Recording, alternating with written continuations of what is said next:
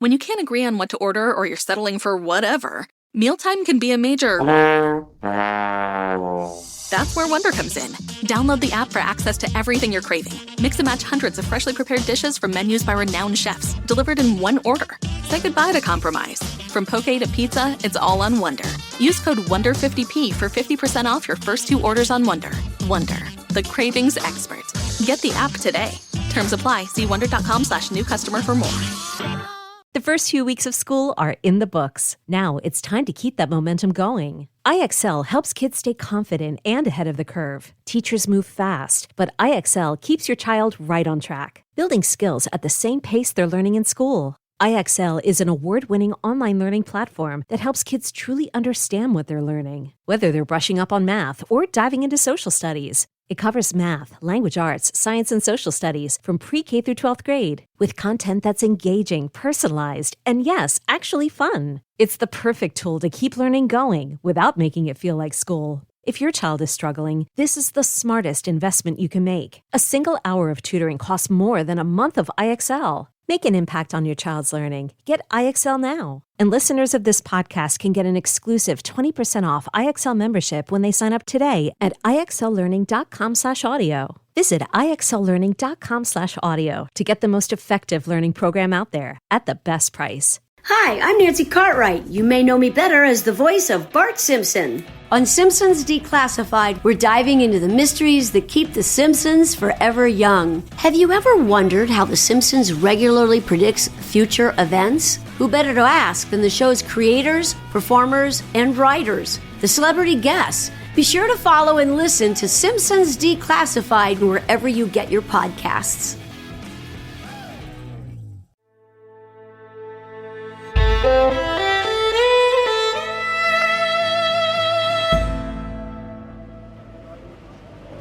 It's just past 7 on a windy, rainy Thursday evening, May 6th, 1937, and 8-year-old Werner Dohner is likely glued to the window. Who wouldn't be? Flying in an airship, the view of New Jersey's Lakehurst Naval Air Station, a few hundred feet below, is nothing short of spectacular. Werner's father has even pulled out the movie camera, and probably not for the first time.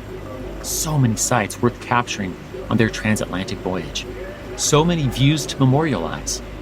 You know, the slightly stormy weather is going to keep this lighter-than-air vessel of the skies from landing for a while. So let me fill you in while we wait. Taking off from Frankfurt, Germany, 3 days ago, this airship is transporting 62 passengers, including the Dohner family, to the Lakehurst Naval Air Station in New Jersey. And it's an incredible way to travel across the Atlantic. Flying far lower than you and I will on future commercial flights, these passengers have enjoyed close-up aerial views of European towns, ocean ice sheets, and New York City's towering skyline, sights that most can only dream of. The airship is also nothing short of luxurious. It boasts a beautiful dining room, a lounge with a piano, and a smoking room. Guests can even tour the control room and brave the catwalks inside the frame. It's also faster than an ocean liner. This thing has a top speed of 82 miles per hour. And unlike ocean liners, airships, which have carried tens of thousands of paying customers on more than 2,000 flights over the last few decades, have never had a fatal commercial accident. Yes, no Titanic of the skies, if you will. So whether it's the view, the speed, the luxury, or the safety, there are plenty of reasons Werner's parents might have chosen to return from this vacation in their native Germany to their lives in Mexico by returning to the Western Hemisphere in an airship. Particularly this one, which has made more than 60 successful flights and bears the name of the last president of the recently ended Weimar Republic. Yes, this airship is known as the Hindenburg. And I'd say that gets us up to speed. So let's get back to the Dohner family, shall we? Spectacular as the view still is, Werner's father knows that they're close to landing. This storm has delayed their approach for hours, but now they're only 200 or 300 feet off the ground. The ship's crew is dropping the mooring lines, and the ground crews are rushing out to secure them. Yeah, they're maybe 10 minutes from the ground. So he packs up the camera and heads back to the cabin to stow it. And as the family man walks off, that's the last time little Werner will ever see his father. Suddenly, the airship lurches. And then, a deafening explosion rips through the rainy sky. The Hindenburg's hydrogen ignites, and in seconds, the 804-foot-long airship becomes a roaring, falling inferno. As the airship rocks in the fire-filled air, Werner's mother, Matilda, knows she must act fast. Staying put means certain death. She grabs her oldest son, Werner's big brother, and throws him out the window. She next turns to little Werner, but the ship pitches, throwing her backward. Still, she refuses to give up. Struggling back to her young son, she shoves him out the same window. Flames are everywhere as she turns to her daughter, but she can't force the girl out. In a matter of seconds, Matilda is forced to make impossible choices. She won't leave her sons to be orphans. She jumps. Lying on the ground, Werner is alive. So is his brother, who yells at the 8-year-old to get up and move. Pushing through the searing pain of burns, Werner stands and stumbles forward. Soon, they're with their mother. She too has survived, though with a broken hip. Her first thought, though, is her daughter still in the wreckage. She tells a surviving steward, and the man doesn't hesitate. Rushing back into the inferno, he somehow finds the girl and carries her out. She's alive, for now. But as for their father, he's still somewhere inside that endless heap of twisted metal stretching across the scorched land. As acrid smoke and the cries of the wounded fill the evening sky, Werner, his siblings, and his mother already know the devastating truth. He never stood a chance.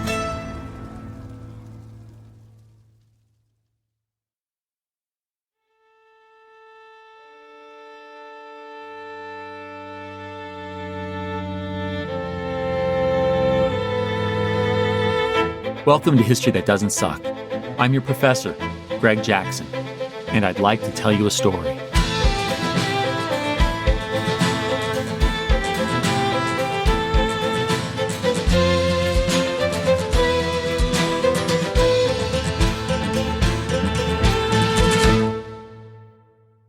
"36 died in the Hindenburg disaster. 35 were passengers or crew of the total 97 on board. 1 was ground crew. Among them were Werner's father and eventually his sister. She died the next morning. The tragedy changes commercial air travel, pushing it toward airplanes. But it also offers insight into the United States' desire, like appeasement-seeking Britain, to stay out of Adolf Hitler's path in the late 1930s. To be clear, there's nothing political about this loss of innocent lives. But the flight was only possible because relations between Nazi Germany and the U.S. remained normal enough in 1937. And symbolically, those relationships will soon explode, much like the airship itself, which brings us to this episode's story. In the last episode, Adolf Hitler's invasion of Poland started the Second World War in Europe. Today, after several episodes providing much-needed European historical background, we return to the American perspective as we follow the war's first year in Europe, from the invasion on September 1st, 1939, through the end of 1940, and examine how the United States responds. We'll find that, initially, America wants to stay isolationist, or non-interventionist, to use a more modern term, as it has, arguably, since its founding. But as the phony war ends, France falls, and Britain fights for survival in the skies, Americans begin to reconsider that long-held precedent. We'll see a nation torn. On one side is FDR, who will gradually shift from traditional isolationism and neutrality to selling arms through cash and carry, and later toward Lend-Lease under the banner of an arsenal of democracy. On the other are Americans who still want to stay out of the war entirely and remain isolationist. They form the America First Committee. And amid this tension, FDR will break another precedent by running for a third term in the White House. From policy to politics, Americans face serious choices in 1940. So let's see which path they take, beginning with a crash course on a century and a half of isolationism. Rewind. Free from British rule and reinvented as a federal republic, the United States of the 1790s sets a foreign policy course later called isolationism. That doesn't mean cutting itself off from the world. The U.S. is happy to trade and maintain diplomacy, but wants to avoid permanent alliances and wars outside of the Western Hemisphere, especially European wars. In his 1796 farewell address, George Washington advises the young nation to honor its commitments but avoid, quote, interweaving our destiny with that of any part of Europe, close quote. This, he believes, will protect U.S. interests and sovereignty. In 1801, President Thomas Jefferson agrees, listing what he calls the essential principles of our government in his inaugural address. He calls for, quote, entangling alliances with none, close quote. Loosely speaking, this Western Hemisphere-focused version of isolationism holds for generations. In 1823, the Monroe Doctrine doubles down, warning Europe against colonizing the Americas and claiming the entire Western Hemisphere as the U.S., quote, sphere of influence, close quote. It's a bold move for a small, relatively weak nation, but the Monroe Doctrine becomes an entrenched part of U.S. foreign policy well into the 20th century. And though the 19th century U.S. fights foreign wars, they're one-offs, fought alone without permanent alliances. To quote historian Justice Doenecke, although the United States engaged in several major wars in the 19th century, the War of 1812, the Mexican War, and the Spanish-American War, all these conflicts were fought unilaterally and therefore did not violate classic isolationist principles, close quote. By that specific definition, even the early 20th century United States under President Theodore Roosevelt remains pretty isolationist. Revisit episode 116 for the details on his foreign policy, but remember that TR's two big ideas are, 1, speak softly and carry a big stick, that is, deter war by preparing for it, and 2, his Roosevelt corollary, which expands on the Monroe Doctrine to justify U.S. policing of the Americas. Even with territories in the Pacific, like the Philippines, the U.S. still avoids permanent alliances and stays focused on the Western Hemisphere. Obviously, the Great War of 1914 to 1918 is a European conflict, and it includes alliances. Yet, American isolationism isn't dead. As you might remember from our World War I episodes, the U.S. joins the Allies not as a full member, but as an associated power. Meanwhile, General Blackjack Pershing fights like a devil dog at Belleau Wood to make sure neither the French nor British ever have the final say over his American doughboys over there. And even after the Great War, the United States sticks to isolationism. The Senate rejects President Woodrow Wilson's dream of a League of Nations. We covered this in episode 147, but I'll remind you that it does so over fears of surrendering national sovereignty or entangling the U.S. in future conflicts. In essence, the very things GW and Tommy J warned against. So, as we step into the interwar period, that is, the roughly 2 decades between the world wars, the U.S. reaches its 150th birthday still holding, by hook and crook, to its Western Hemisphere-loving and largely Europe-avoiding version of isolationism. In fact, the U.S. is so committed to not committing to global games, it dismantles much of the military that it built up during the Great War. Pacifism feels like the way forward. But as the Roaring Twenties give way to the Great Depression and authoritarianism rises in Italy, Germany, Russia, and Japan, Americans in the 1930s have to ask, where is the line between avoiding foreign entanglements and stopping dictators bent on global conquest? On September 18, 1931, the Imperial Japanese Army invades Manchuria. Some historians argue that this is the first domino toward the Pacific Front of World War II.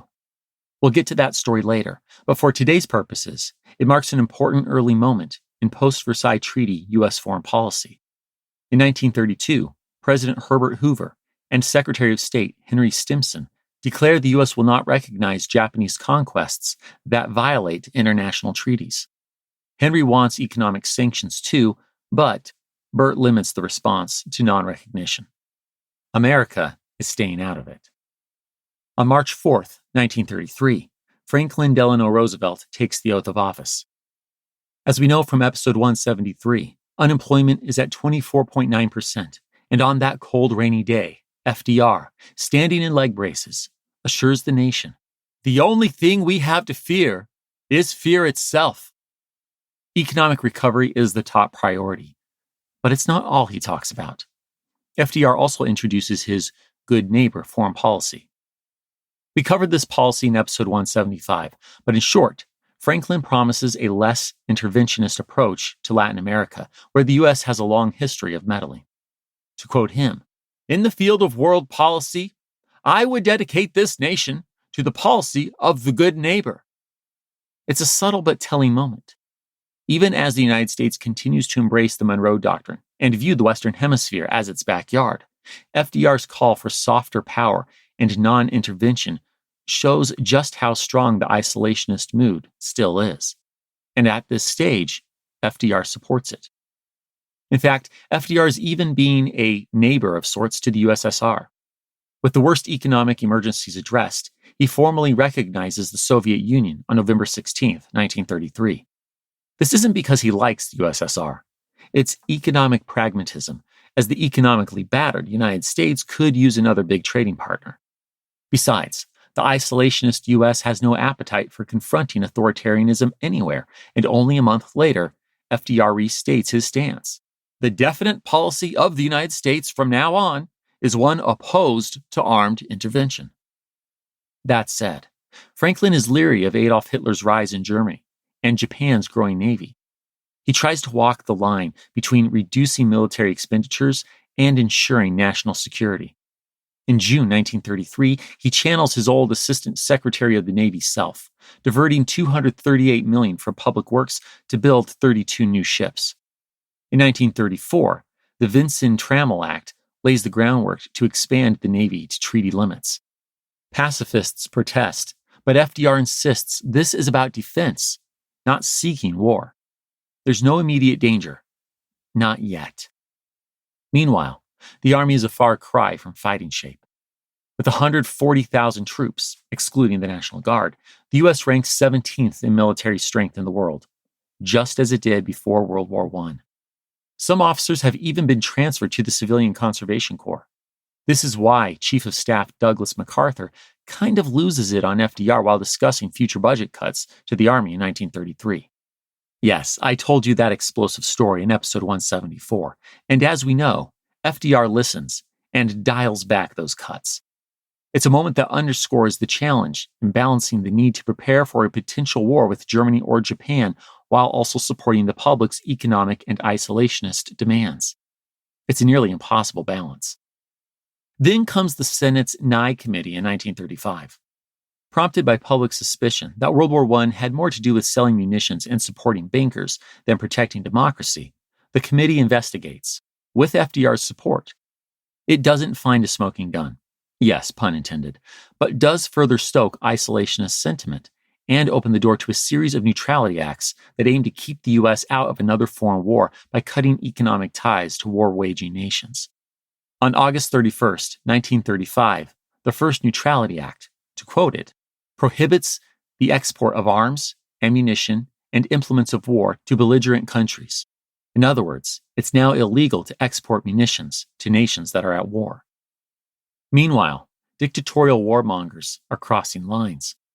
Earlier this same year, Adolf Hitler renounced the Versailles Treaty's disarmament clauses, and in October, Benito Mussolini's Italy invades Abyssinia, aka Ethiopia. But Americans still want nothing to do with foreign wars, and Franklin knows it. He responds to Italy's invasion by reminding the world of America's neutrality, of its gospel of the good neighbor. Early the next year, January 3rd, 1936, FDR once again holds the isolationist line in his State of the Union address. Speaking at night and over the airwaves so that average Americans can listen, a scandalous break from tradition in the eyes of some Republicans, the president condemns the rise of authoritarian regimes in Europe and Asia. But the key message is unmistakable. America remains neutral. The next month, on February 29, 1936, Congress renews the first Neutrality Act through May of 1937, this time adding a key provision. Americans are now prohibited from loaning money to any nation at war. But as the Spanish Civil War breaks out that summer, and as threats and acts of violence rise in Europe, Franklin feels increasingly uneasy about the Neutrality Act. Is it too rigid? to limiting in this increasingly aggressive world. Still, the American people want peace, and Franklin knows it. So, while campaigning for re-election in Chautauqua, New York, that August, he reaffirms his commitment to isolationism. We shun political commitments, which might entangle us in foreign wars. I have seen war. I have seen war on land and sea. I have seen blood running from the wounded. I have seen the dead in the mud. I hate war. I have spent unnumbered hours. I shall pass unnumbered hours thinking and planning how war may be kept from this nation. Franklin sweeps the 1936 election, winning 523 electoral votes to his Republican opponent, Kansas Governor Alf Landon's 8. FDR carries every state but Maine and Vermont. Talk about a mandate. With that resounding victory, Franklin goes into his second term feeling a little more leeway on foreign affairs. He wants to expand the Good Neighbor program into a hemispheric alliance. Once again, he's drawing on the old Monroe Doctrine, but reinterpreting it to insist that this is about collective conversation, not just unilateral U.S. actions. He's building a peaceful American, as in America's American, neighborhood, if you will. Also, FDR's ready for that Neutrality Act to get another update. The May 1st, 1937 version bans U.S. citizens from traveling on belligerent ships and prohibits American merchants from selling arms to belligerent nations, even if those arms were made abroad. But Franklin, starting to stretch some internationalist wings, manages to add a small yet crucial exception for Britain and France. This is the cash and carry policy. This allows belligerent countries to buy anything that isn't an implement of war, such as raw materials, as long as they pay up front, the cash part, and to transport the goods themselves on non-American ships, the carry part. It's a clever compromise, and getting it through a Congress that's even more contentious than it was when the first Neutrality Act was signed in 1935 is a real political feat. 1938 brings more international anxiety, particularly as Nazi Germany annexes Austria that March. Franklin is mindful of the growing Jewish refugee crisis, but as established in several episodes, U.S. immigration has a strict quota system. The merging of Germany and Austria also merges their quotas, sure, but that doesn't change their still small total number. From 1938 to 1941, 150,000 refugees will be granted entry. Meanwhile, FDR pushes other countries to take in more Jewish refugees, leading to the Avion Conference in the summer of 1938. But as we know from episode 185, it's of little use. And of course, we know the path to war that follows from the last episode. Adolf Hitler takes the Sudetenland with his Munich Agreement in September 1938, then blatantly breaks the agreement by invading Czechoslovakia in March 1939. Meanwhile, Congress, still deeply isolationist, allows the cash and carry policy to expire as it hits its 2-year limit. FDR takes it as a slap in the face. But 6 months later, on September 1st, Adolf invades Poland, officially starting World War II in Europe. Britain and France declare war on Germany 2 days later. It's a tense, gut-wrenching descent into conflict. And as appeasement fails and Nazi aggression drags Europe into war, the American president knows he must speak directly to the American people. It's the evening of September 3rd, 1939. Only hours after Britain and France declared war on Germany in response to its invasion of Poland, President Franklin Delano Roosevelt is seated behind a desk crowded with microphones, some water, and a reading light in the diplomatic reception room of the White House. It's time to do what his counterparts across the Atlantic have already done: announce the start of another world conflict to his nation and explain what this means for them. And of course, FDR will do so in his patented fashion that allows Americans to feel like he's talking to them in their very own living rooms. This is one of his famous fireside chat broadcasts. Placing the removable bridge in his mouth that silences the soft whistling sound that's only discernible when he's heard over the radio, FDR begins. My countrymen and my friends, tonight my single duty is to speak to the whole of America. Until 4:30 o'clock this morning, I had hoped against hope that some miracle would prevent a devastating war in Europe and bring to an end the invasion of Poland by Germany. It is easy for you and for me to shrug our shoulders and say that conflicts taking place thousands of miles from the continental United States, and indeed thousands of miles from the whole American hemisphere, do not seriously affect the Americas, and that all the United States has to do is to ignore them and go about its own business. Passionately though we may desire detachment, we are forced to realize that every word that comes through the air, every ship that sails the sea, every battle that is fought, does affect the American future. Let no man or woman, thoughtlessly or falsely, talk of America sending its armies to European fields. This nation will remain a neutral nation, but I cannot ask that every American remain neutral in thought as well. Even a neutral has a right to take account of facts. Even a neutral cannot be asked to close his mind or close his conscience. We seek to keep war from our own firesides by keeping war from coming to the Americas. For that we have historic precedent that goes back to the days of the administration of President George Washington. I have said not once, but many times, that I have seen war and that I hate war. I say that again and again. I hope the United States will keep out of this war. I believe that it will. And I give you assurance and reassurance that every effort of your government will be directed toward that end. As long as it remains within my power to prevent, there will be no blackout of peace in the United States. As evidenced by FDR's broadcast, George Washington's words of warning and the desire to stay at peace, to remain neutral and in isolation, still run deep. That said, the start of the Second World War in Europe has put a crack in Congress's isolationism. 2 months after this fireside chat, a new Neutrality Act in November 1939 restores the cash and carry policy. After all, better to send American munitions than American boys to war, right?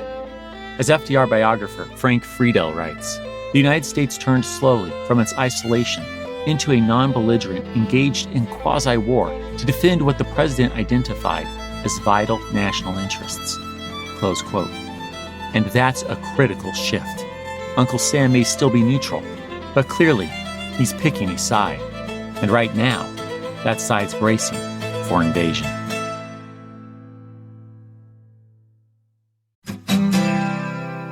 This episode of HTDS is brought to you by Square. Your favorite neighborhood spots run on Square. There's this little business I'm very fond of. They make great history stories for podcasts, and they have a touring live show. Yeah, you know, because you're listening to that podcast right now. And I've had the pleasure of meeting many of you on the road as you've welcomed me to your neighborhood. Here's the thing. When you show up at the community theater for my show, and maybe have a pre-show meal at a nearby diner, it really makes a difference. Not only for me, but for these local businesses. Square is proud to partner with more than 4 million neighborhood businesses around the world, helping them run smoother so they can focus on what matters most, like making great food or great history telling. HTDS is proud to use Square at our merch table in the lobby at these local community events. Learn more at square.com/go/HTDS. But before you do, go support your favorite neighborhood spot. You'll be happy you did. Square. See you in the neighborhood.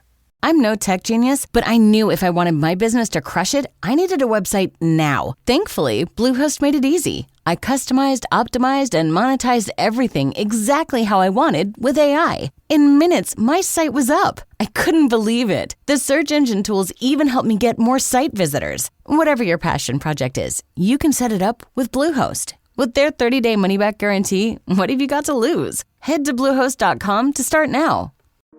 Get smoother, brighter skin instantly in one easy step.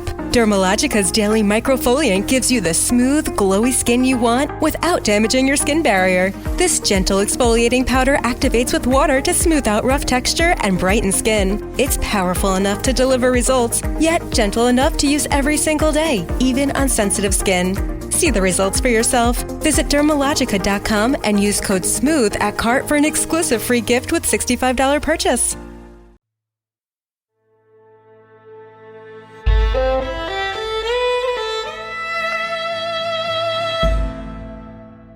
Having officially declared war on insatiable Nazi Germany on September 3rd, 1939, the Allied nations of Britain and France prepare for and expect invasion. And yet, all remains mostly quiet on the Western Front. Don't get me wrong, there's some action. That same September 3rd, German submarine U-30 sinks a British passenger liner, the Athenia, killing 112, which includes 28 Americans. That same month, the first British troops deploy to Allied France, and the French army briefly pokes into the German Saarland. Over the following months, Germany's Air Force, the Luftwaffe, and its submarines, aka U-boats, continue to strike British ships, keeping Winston Churchill, who, as Britain's prophet of Nazi aggression, has been returned to the position of First Lord of the Admiralty by Prime Minister Neville Chamberlain, more than busy enough. Yet, the Führer's invasion of Belgium and France keeps getting delayed. In November, the weather holds him back.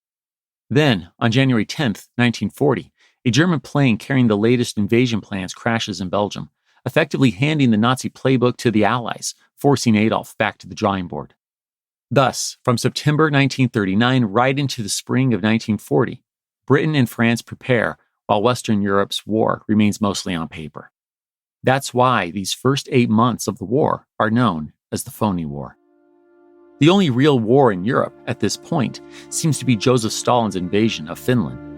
Taking advantage of his non-aggression pact with Adolf Hitler, the Molotov-Ribbentrop Pact, Stalin not only seizes eastern Poland in late 1939, but also forces Estonia, Latvia, and Lithuania into mutual assistance treaties.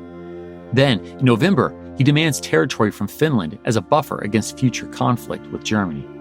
But the Finns refuse and fight back. With strong organization, winter expertise, and gas-filled bottles they call Molotov cocktails, a jab at Soviet Foreign Minister Vyacheslav Molotov, the Finns punch above their weight. Though Britain and France offer no help, and Finland loses the Winter War in March 1940, it keeps its independence, cedes just 10% of its land, and embarrasses the Red Army in the process. But only weeks after the Winter War ends, Germany gets back on the warpath. On April 9th, 1940, Nazi forces invade both Denmark and Norway. Denmark falls faster than you can watch the original, not extended Lord of the Rings trilogy, surrendering that same day. Supported by the British, Norway hangs in there for 2 months, but ultimately succumbs as well. On May 10th, the Führer officially ends the Phony War with an attack against the Low Countries, Luxembourg, the Netherlands, and Belgium. And oh, is the Nazi war machine effective. Its carefully coordinated attacks, consisting of panzer tanks and motorized infantry on the ground and Luftwaffe in the air, this lightning-quick attack style, called blitzkrieg, prevails left and right. Luxembourg falls that same day. The Netherlands folds 4 days later, while Belgium holds a little longer. Convinced that the Germans are going to attack France via Belgium, the Allies commit serious support to the fighting there. But only days in, it already isn't going well.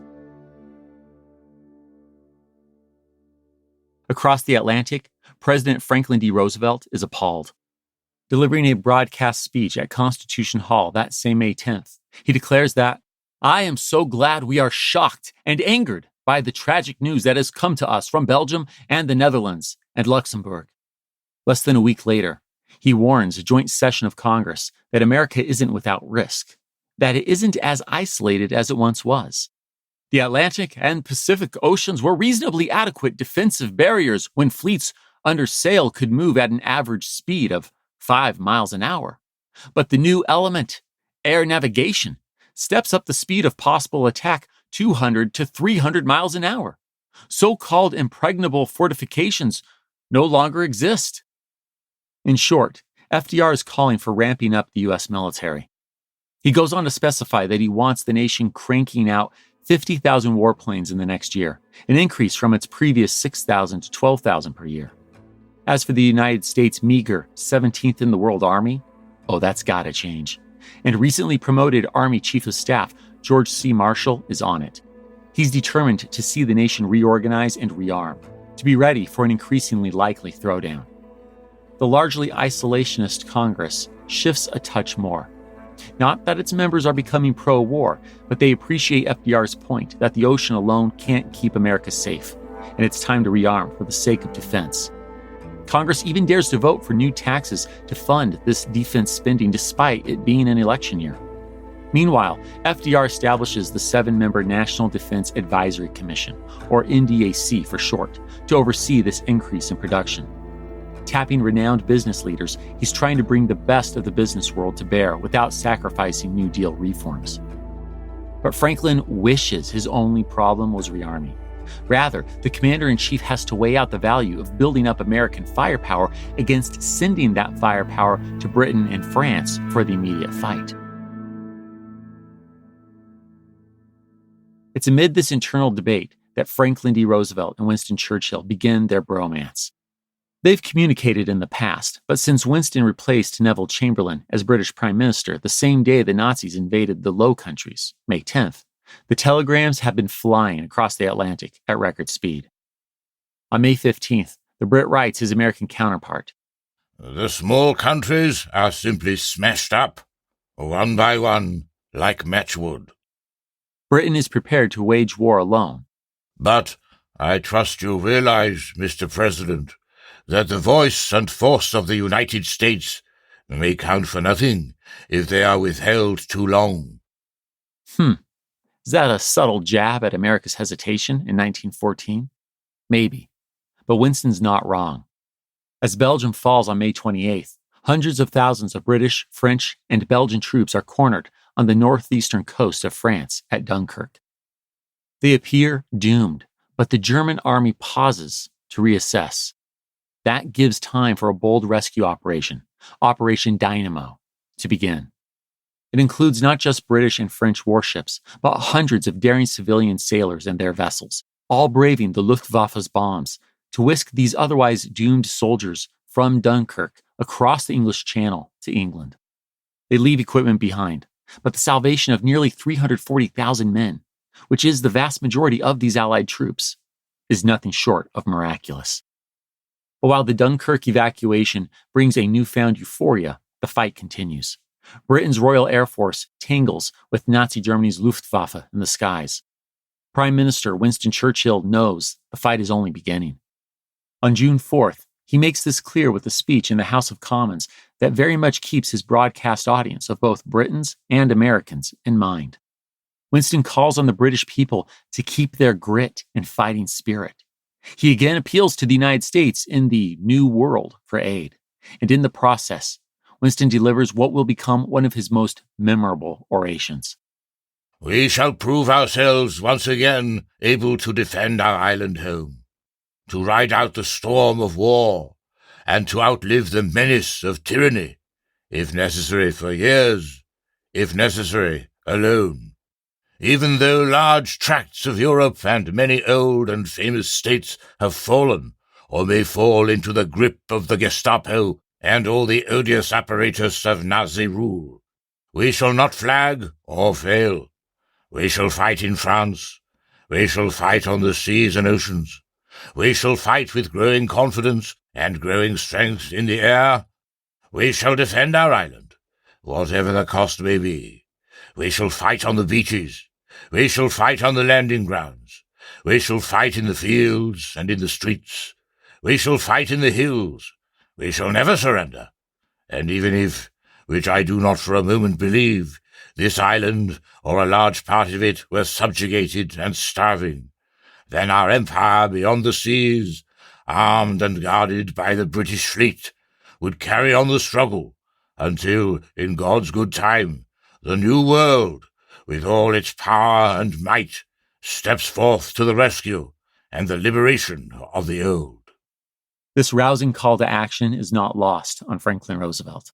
The American president agrees with the Allied High Command's position that one airplane sent to the Allies now will be worth more than 10 sent in 6 weeks and more than 100 sent in 6 months.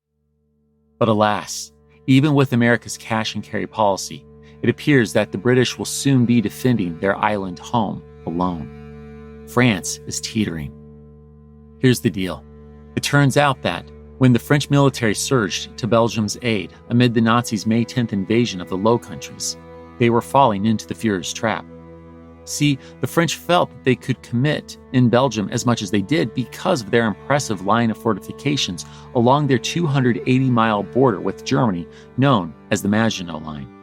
It was a logical defense to build after the Great War's trench warfare, and it's likewise logical that the Germans would want to come at France via Belgium rather than tangle with these fortresses. But what the French didn't expect was for the Nazis to navigate their armored divisions through southeastern Belgium's and Luxembourg's dense forest, the Ardennes. In doing so, they skirted the Maginot Line to appear on French turf only days after the May 10th invasion. By May 20th, the Nazis had the Allies trapped at Dunkirk. And while we know most of these Allied troops were saved, France was left exposed. On June 10th, the same day fascist Italy declares war on France, the French government flees Paris. Only 4 days later, the Führer accomplishes what Germany so desperately tried and failed to do in World War I. He captures the French capital. At 6:30 a.m., June 14th, 1940, just off the famous Champs-Élysées, Nazi troops fill the Place de la Concorde, the largest square in Paris. Flanking the square is the pre-revolution, neoclassical Hôtel de Crillon. It will soon become Wehrmacht headquarters. Throughout the city, loudspeakers cut through the morning air in every arrondissement. They awaken the mere 700,000 Parisians remaining in the capital that was until so recently home to 2.8 million to announce a strict curfew of 8 o'clock. Yes, Paris is officially occupied and under Nazi rule.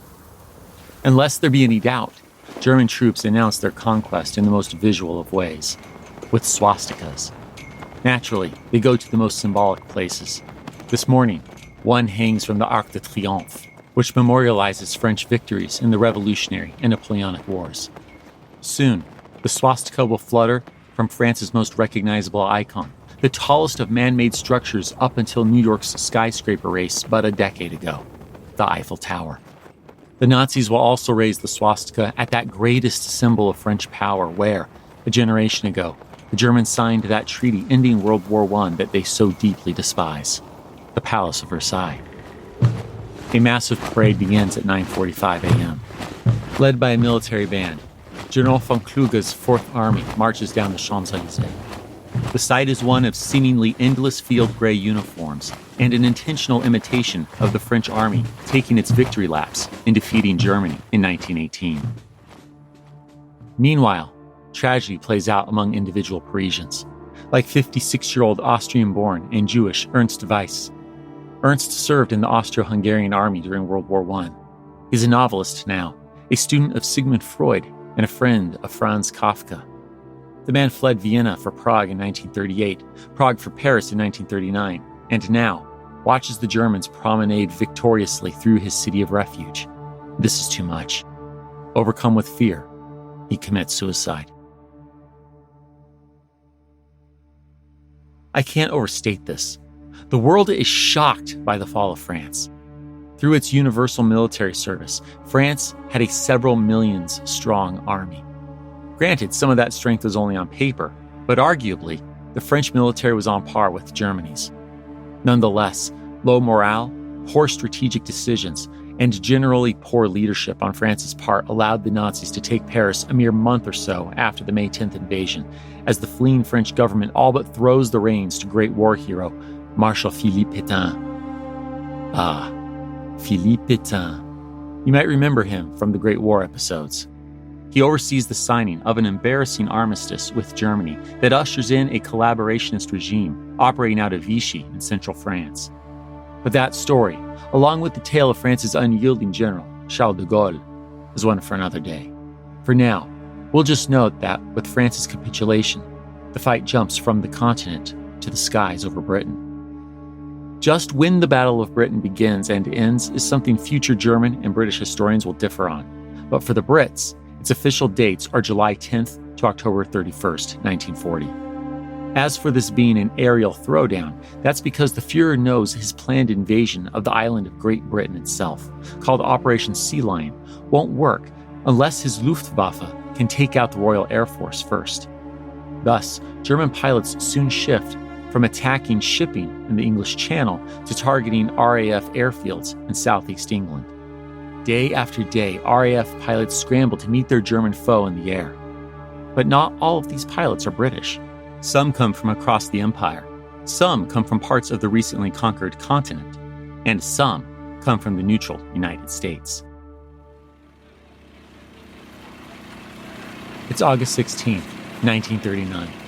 We're near the English Channel, entangling, England, where American RAF pilot William Billy Fisk III is charging out to the airfield and climbing into a single-seat monoplane fighter aircraft, a Hurricane. And yes, he's American. It wasn't easy for this native Chicagoan to join the RAF given his nation's neutrality. He may have implied that he's Canadian, but how could he not? Billy spent much of his youth in England, graduated from Cambridge University, and has built a life here. So in his mind, he had to join up. Or as Billy puts it, the English have been damn good to me in good times, so naturally, I feel I ought to try and help out in the bad times. Yes, Billy's a man who's loyal to his friends. He's also proven quite a good pilot. Billy roars into the sky. This is his second mission of the day. His squadron, number 601, is out to intercept a group of German dive bombers, U-87 Stukas, intent on bombing their base, but not if they can help it. Bombs fall and bullets fly as British Hurricanes and German Stukas tangle in the air. Now, I can't tell you exactly what happens, but at some point, as the Germans peel off and flee back out over the sea, we think Billy closes in on a Stuka, and we think that German aircraft returns fire and gets the better of him. But whatever the details, Billy's hit. Maneuvering carefully back toward the airfield with a stopped engine, Billy manages to bring his Hurricane down for a rocky, wheels-up landing. The plane explodes in flames, with him still inside.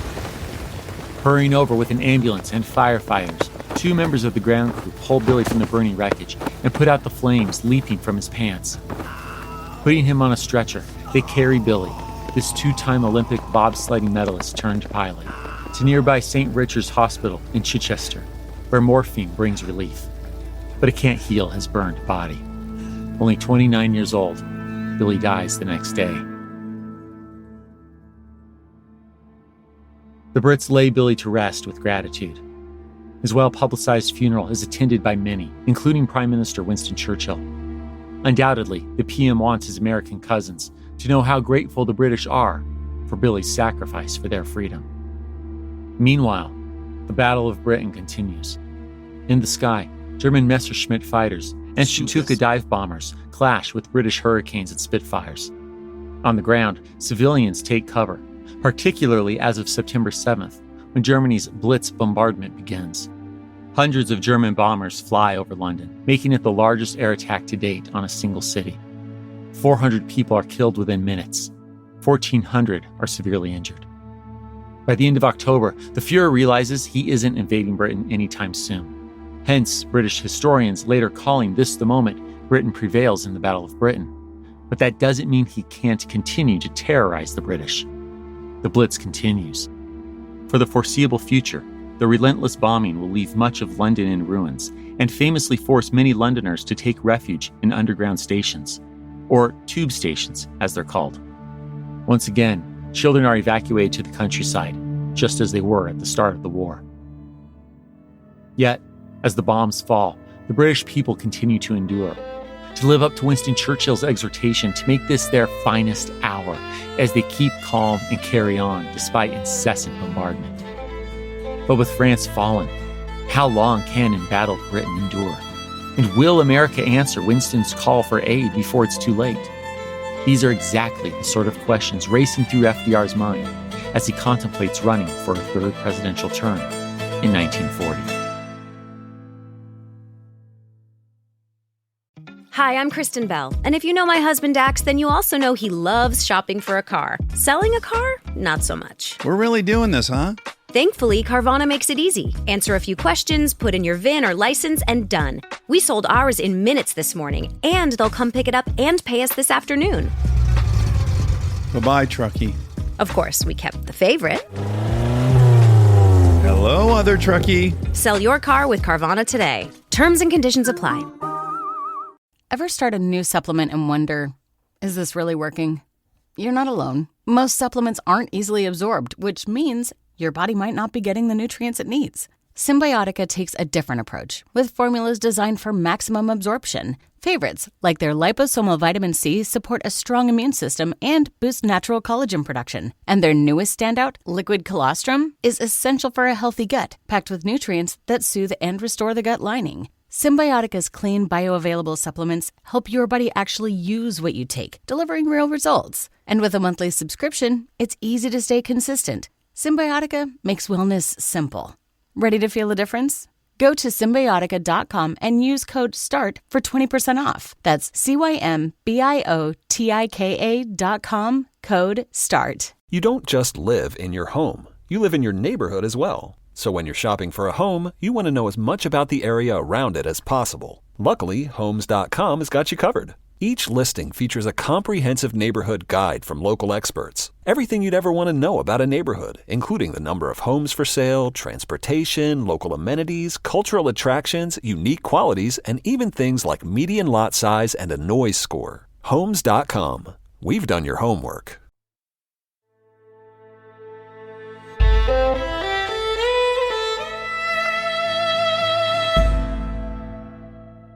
In 1796, George Washington decided not to seek a third term as president.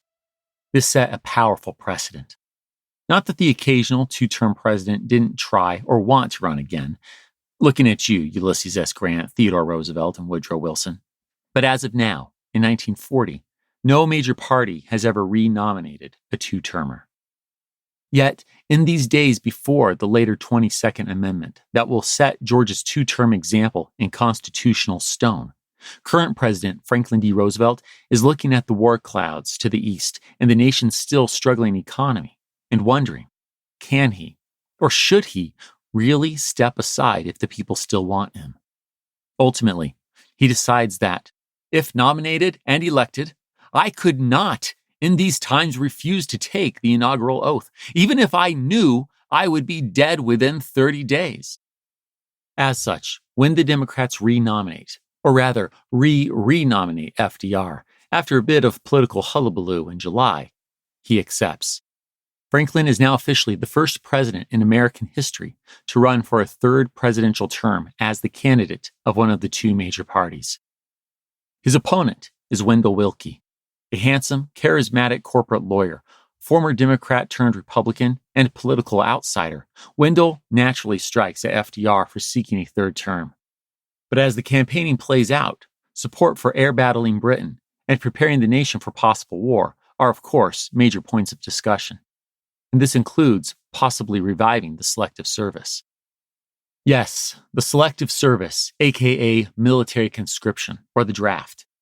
It was last implemented when the U.S. entered the Great War back in 1917, as we saw in episode 133. Well, on Friday, August 2nd, 1940, a reporter asks FDR at a morning press conference about proposed legislation in Congress to reintroduce the draft. This would mean implementing conscription while the nation is still at peace, something never done in U.S. history.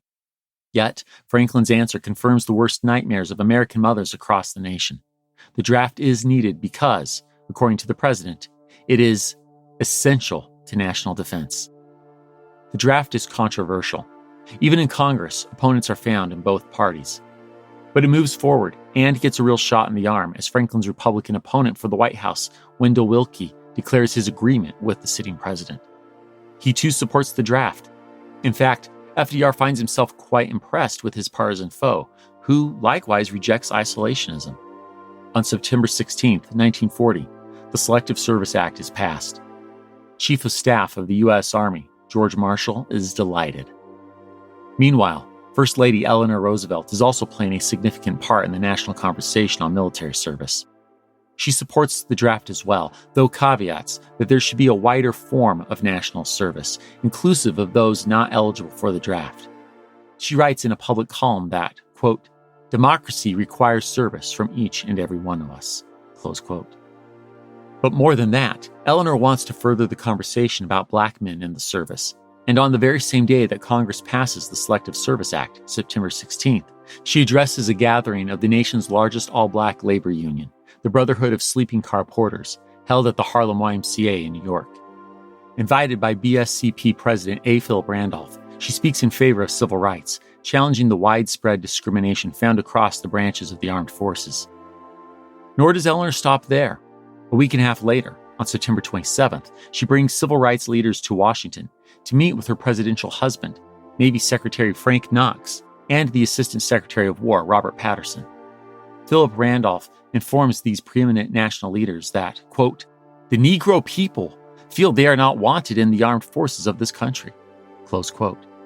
Franklin responds by explaining that, unlike the Great War, this time they will not be, quote, "confining the Negro to the non-combat services, which is something," close quote. Yes, it's certainly something, but it's not desegregation. It's not equality. It's the start of a long series of conversations, ones that will follow in coming episodes. Once again, two things of note happen on the same day. While civil rights leaders are meeting with FDR that September 27th, 1940, Germany, Italy, and Japan have representatives in Berlin, signing the Tripartite Pact. Yes, after a few years of warm-up agreements, this is the Axis powers' formal military alliance, and it's made with the United States very much in mind. Now, if the U.S. goes to war with Japan in the Pacific, that means Germany and Italy will attack from the Atlantic, and vice versa. The Axis powers want America to stay out of Europe and hope that the threat of a two-theater war will do the trick. Frankly, plenty of Americans share that hope. Many remain isolationist and do not want the U.S. in this war. This is especially true of the newly founded America First Committee, which is proud to count among its isolationist supporting members aviator Charles Lindbergh and automobile titan Henry Ford. Meanwhile, the presidential race continues and is looking far tighter than in '36. Wendell Willkie is eloquent, intelligent, and FDR's bid for a third term chafes even some Democrats. Franklin pauses presidential duties for campaign speeches and the drawing of draft numbers on October 29th, the first peacetime draft in American history. But then, on November 5th, while relaxing in his childhood home in Hyde Park, New York, Franklin does what no American has ever done before. He wins the presidency for the third time. Though not as overwhelming a victory as his last one, it's still solid. FDR wins nearly 55% of the popular vote and 449 electoral votes to Wendell's 82. Considering the myriad of domestic and international issues facing the nation, it's a serious vote of confidence. And it's just the confidence FDR needs as Britain's crisis grows worse. At this point, the blitzed and bombed out nation is on the verge of bankruptcy. On December 7th, Prime Minister Winston Churchill writes to Franklin, pleading for help. My dear Mr. President, as we reach the end of this year, I feel you will expect me to lay before you the prospects for 1941. I do so strongly and confidently. Unless we can establish our ability to feed this island, to import the munitions of all kinds which we need, we may fall by the way, and the time needed by the U.S. to complete her defensive preparations may not be forthcoming. Only the United States could supply the crucial weapons of war. The moment approaches where we shall no longer be able to pay cash for shipping and other supplies. I believe you will agree that it would be wrong in principle and mutually disadvantageous in effect.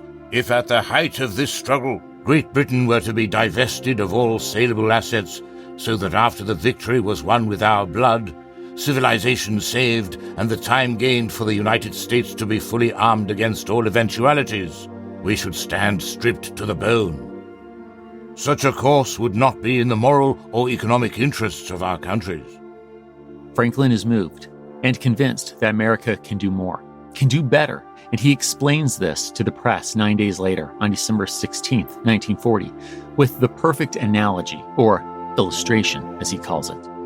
To quote him, "Suppose my neighbor's home catches on fire, and I have a length of garden hose 400 or 500 feet away. If he can take my garden hose and connect it up with his hydrant, I may help to put out his fire. Now, what do? I don't say to him before that operation, 'Neighbor, my garden hose cost me $15. You have to pay me $15 for it.' What is the transaction that goes on? I don't want $15. I want my garden hose back after the fire is over. All right? If it goes through the fire all right, intact, without any damage to it, he gives it back to me and thanks me very much for the use of it." Yes, FDR wants to lend to his neighbor.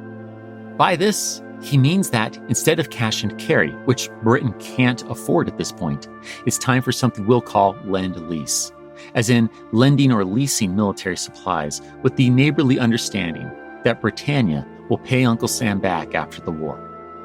Now, Franklin doesn't have 100% support for the idea, and we'll hear more about congressional debates in the next episode. But take note of lend-lease, because this is the start of a new era of FDR diplomacy. And a little over a week after this chat with the press, the president is ready to share this idea with the American people. It's about 9:30 p.m., December 29, 1940. Across the nation, Americans are gathered around their home radios, ready to listen to the president's 16th fireside chat. Across the Atlantic, our friends in London likewise tune into their radios, but do so in bomb shelters. Aware of FDR's speech tonight, the German blitz is out in full force, hoping their bombs can break the British spirit more than the American president's words can build it. Because there is no question, Franklin wants to help, desperately, and tonight's fireside chat will prove it. Suddenly, we hear the president's voice in our living room, just as if he was sitting by the fire, chatting with us as old friends do. My friends, this is not a fireside chat on war. It is a talk on national security. Never before since Jamestown and Plymouth Rock has our American civilization been in such danger as now. The Axis proclaims that there can be no ultimate peace between their philosophy of government, and our philosophy of government.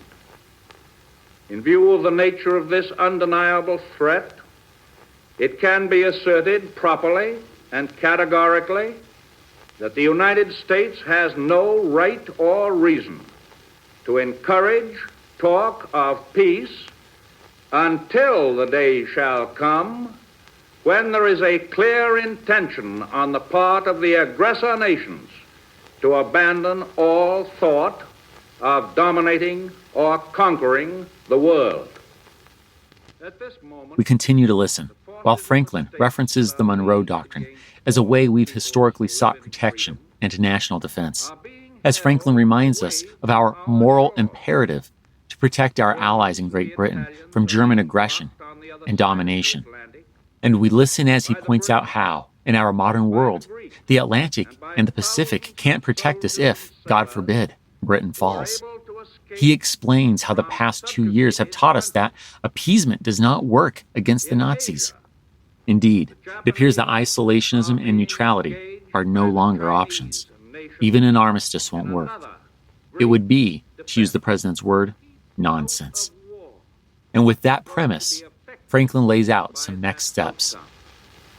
Thinking in terms of today and tomorrow, I make the direct statement to the American people that there is far less chance of the United States getting into war if we do all we can now to support the nations defending themselves against attack by the Axis than if we acquiesce in their defeat, submit tamely to an Axis victory, and wait our turn to be the object of attack in another war later on. The people of Europe who are defending themselves do not ask us to do their fighting.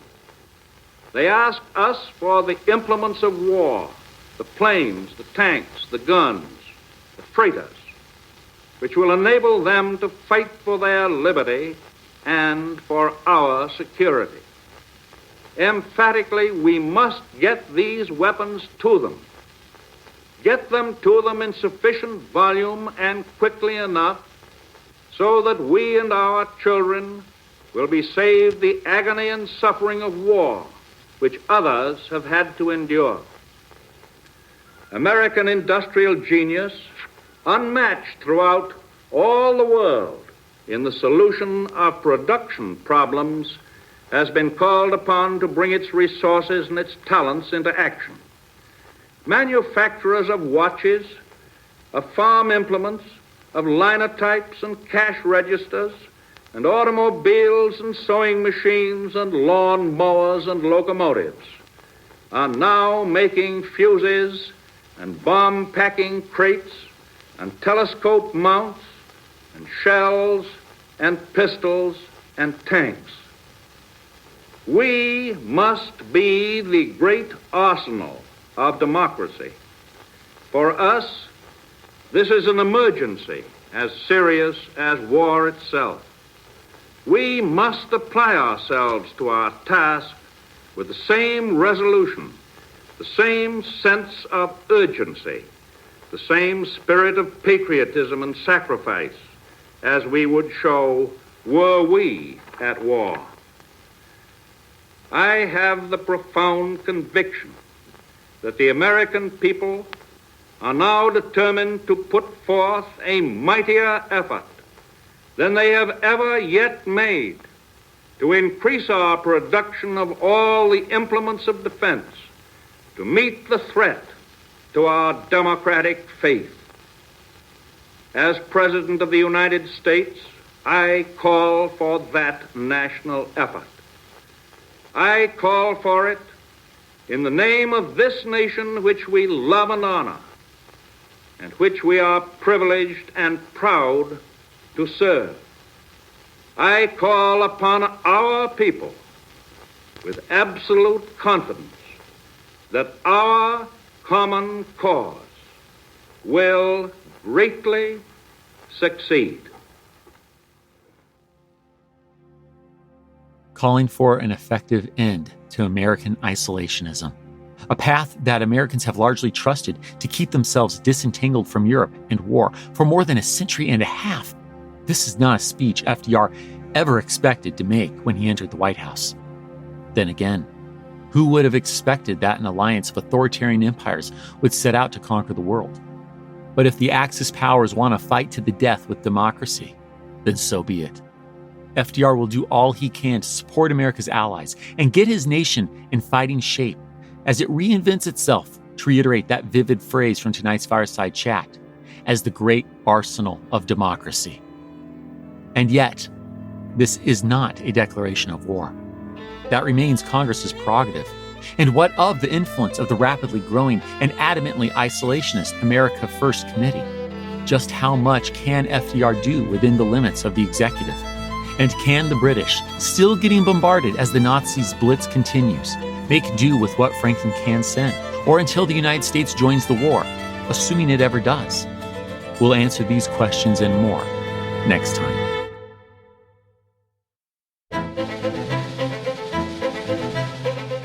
History That Doesn't Suck is created and hosted by me, Greg Jackson. Sir Winston Churchill, read by Tim Wells. Episode researched and written by Greg Jackson and Riley Neubauer. Production by Airship. Audio editing by Mohammed Shahzeed. Sound design by Molly Bach. Theme music composed by Greg Jackson. Arrangement and additional composition by Lindsey Graham of Airship.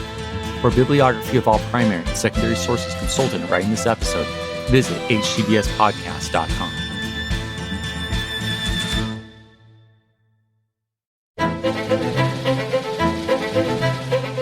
HTBS is supported by fans at htbspodcast.com/membership.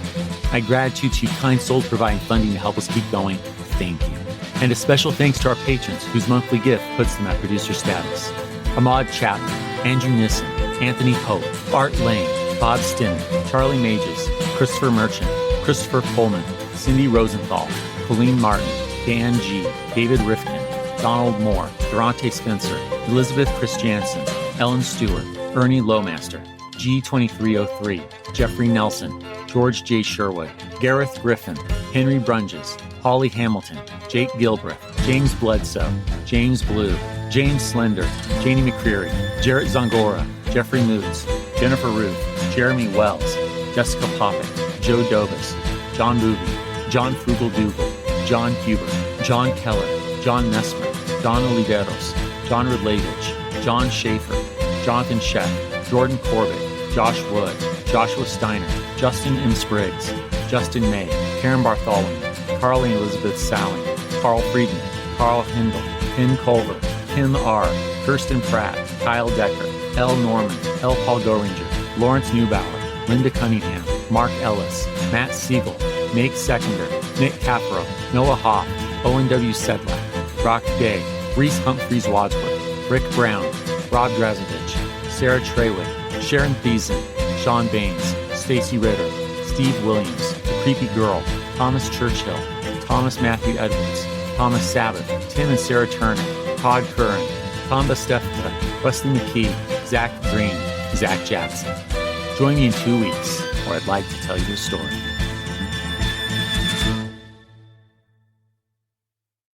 United Healthcare nurse Crystal checked in on a patient. We do a routine call after surgery, and I could tell in her voice that she was struggling. Crystal knew she needed help. And I knew that this is very serious. This is like septic. This is life-threatening. And she knew just what to do. And I called the hospital and said, she's coming in, here are her labs. And got her the help she needed. I see my role at United Healthcare as a life-saving role. Hear more stories like Crystal's at uhc.com. Benefits, features, and/or devices vary by plan area. Limitation and exclusions apply.